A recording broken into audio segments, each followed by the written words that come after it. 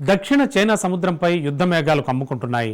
China, Philippines నౌకల మధ్య నిత్యం జరుగుతున్న దాడులు ఎక్కడ యుద్ధంగా మారతాయో అనే ఆందోళనలు అంతకంతకు పెరిగిపోతున్నాయి. గతేడాది ఫిలిప్పీన్స్ నేవీపై కత్తులు, గొడ్డలతో చైనా నేవీ దాడి చేస్తే ఇటీవలే యాక్షన్ మార్చిన ఫిలిప్పీన్స్ ఏకంగా డ్రాగన్ కోస్ట్ గార్డ్ నౌకనే ఢీకొట్టి దేనికైనా రెడీ అంటూ సవాల్ విసిరింది. తాజాగా స్కార్బరో షోల్ సమీపంలో రెండు దేశాల మధ్య ఆల్మోస్ట్ యుద్ధం జరిగినంత పనైంది. ఫిలిప్పీన్స్ నేవీకి చెందిన నౌకలను చైనా కోస్ట్ గార్డ్ అడ్డుకోవడం తీవ్ర వివాదానికి దారితీసింది. చైనా, ఫిలిప్పీన్స్ దూకుడు చూస్తుంటే మరో యుద్ధం తప్పదు అనే అనుమానాలు కూడా పెరుగుతున్నాయి. ఇంతకు దక్షిణ చైనా సముద్రంలో అసలేం జరుగుతోంది?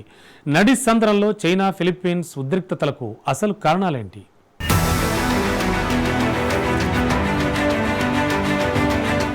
సౌత్ చైనా సముద్రంలో మరోసారి టెన్షన్. పరస్పరం ఢీకొట్టుకున్న చైనా, ఫిలిప్పీన్స్ నౌకలు. వివాదాస్పద స్కార్బరో షోల్లో ఏం జరుగుతోంది? దక్షిణ చైనా సముద్రం మరోసారి అల్లకల్లోలంగా మారింది. అందుకు కారణం తుఫాన్ కాదు, సునామీ అంతకన్నా కాదు, డ్రాగన్ కంట్రీ చైనా. అవును, దక్షిణ చైనా సముద్రం మొత్తం తనదే అని రెచ్చిపోతున్న డ్రాగన్ ఆ ప్రాంతంలోకి ఇతర దేశాల నౌకలను రానివ్వడం లేదు. Taiwan, Vietnam, Malaysia, Indonesia, Brunei, Philippines తదితర దేశాల నౌకలపై నిత్యం దాడులకు తెగబడుతోంది. తాజాగా మరోసారి అదే చేసింది.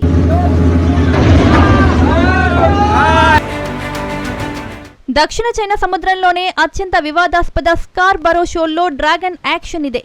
దక్షిణ చైనా సముద్రంలోని వివాదాస్పద స్కార్బరో షోల్ చుట్టూ ఉన్న జలాల నుండి ఫిలిప్పీన్స్ నౌకలను బహిష్కరించినట్లు చైనా కోస్ట్ గార్డ్ తెలిపింది. అయితే చైనా హెచ్చరికలను పట్టించుకోకపోవడంతో ఫిలిప్పీన్స్ పడవలను అడ్డుకునే ప్రయత్నం చేశారు. కానీ ఇందులో చాలా పెద్ద ట్విస్ట్ ఉంది. డ్రాగన్ కోస్ట్ గార్డ్ నౌక ఫిలిప్పీన్స్ నౌకను ఢీకొట్టే క్రమంలో తన నౌకనే ఢీకొట్టింది.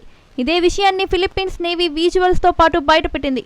ఇటీవల వివాదాస్పద ప్రాంతాలైన second Thomas shoal, Scarborough shoal వంటి వాటిపై రెండు దేశాలు తమ వాదనలను చెప్పేందుకు ప్రయత్నిస్తున్నందున ఘర్షణలు పెరుగుతున్నాయి.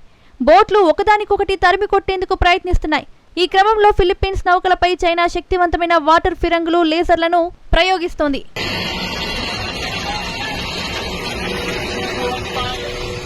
సౌత్ చైనా సముద్రంలో ఊహకందని రీతిలో చమురు నిక్షేపాలు ఉన్నాయనే అంచనా ఉంది. అయితే వాటి విలువ ఎంతనే దానిపై క్లారిటీ లేదు. అది తెలియాలంటే కీలక పరిశోధనలు చేయాల్సి ఉంటుంది. కానీ ఈ ప్రాంతాన్ని చైనా టార్గెట్ చేయడానికి రీజన్ మరొకటి ఉంది. సౌత్ చైనా సముద్రంలో 30,000 రకాల చేపలు ఉన్నాయట. ప్రపంచవ్యాప్తంగా చేపల ఉత్పత్తిలో 15% దక్షిణ చైనా సముద్రంలోనే జరుగుతుంది.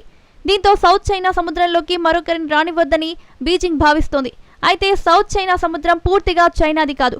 దాని పొరుగు దేశాలైన ఫిలిప్పీన్స్, ఇండోనేషియా సహా చాలా దేశాలు దక్షిణ చైనాతో ఘర్షణకు దిగుతున్నాయి. ఈ క్రమంలోనే డ్రాగన్ అలాంటి పొరుగు దేశాలపై దాడులకు సైతం వెనుకాడటం లేదు. ఫిలిప్పీన్స్ కోస్ట్ గార్డ్ నౌకపై పదే దాడులకు దిగడం కూడా ఇందులో భాగమే. ఆ దాడుల్లో ఇటీవల దూకుడు పెంచింది, వ్యూహాలు మారుస్తోంది కూడా.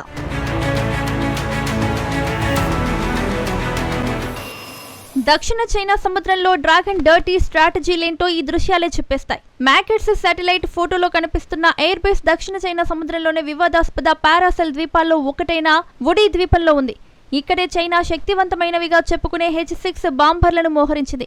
2020 తర్వాత పారాసెల్స్లోని వుడీ ద్వీపంలో H-6 బాంబర్లు ల్యాండ్ కావడం ఇదే మొదటిసారి.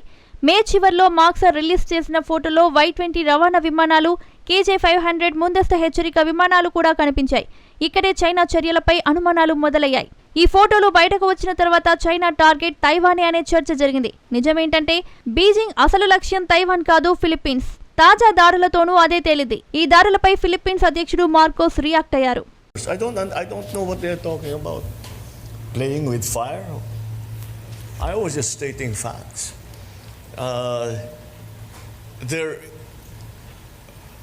We do not want to go to war. But I think if there is a war over Taiwan, we will be drawn. Hihilain tayo sa aya't gusto natin. Kicking and screaming. We will be drawn and dragged into that mess. Philippines president ఇటీవలే భారత్లో పర్యటించారు. ఆ సమయంలో ఇరు దేశాలు వ్యూహాత్మక రక్షణ భాగస్వామ్యాలు ప్రకటించాయి. ఈ క్రమంలోనే మార్కోస్ ఒక మాట చెప్పారు. ఫిలిప్పీన్స్ తైవాన్కు దగ్గరగా ఉండడం వల్ల చైనా నుంచి ఎదురయ్యే ముప్పును తమ ముప్పుగా పేర్కొన్నారు. అప్పుడే బీజింగ్ నుంచి సీరియస్ రియాక్షన్ వచ్చింది. నిప్పుతో చెలగాటం ఆడొద్దంటూ జిన్పింగ్ సర్కార్ వార్నింగ్ ఇచ్చింది. కట్ చేస్తే ఫిలిప్పీన్స్ నౌకలపై మరోసారి దాడులకు దిగింది. ఈ మొత్తం వ్యవహారంలో ఫిలిప్పీన్స్ కూడా వెనక్కి తగ్గడం లేదు. మార్కోస్ తైవాన్ విషయంలో తన వ్యాఖ్యల్ని చైనా తప్పుగా అర్థం చేసుకుందని వివరిస్తూనే వివాదాస్పద స్కార్బరో షోల్లో వెనక్కి తగ్గేదే లేదన్నారు. చైనా ఎంత గుడ్లిరిమినా తమ దేశ గస్తీ నౌకలు ఆ ప్రాంతంలోనే తిరుగుతాయని తేల్చి చెప్పారు. ఈ పరిణామాలే దక్షిణ చైనా సముద్రంలో ఎనీ టైం వార్ అనేలా కనిపిస్తున్నాయి.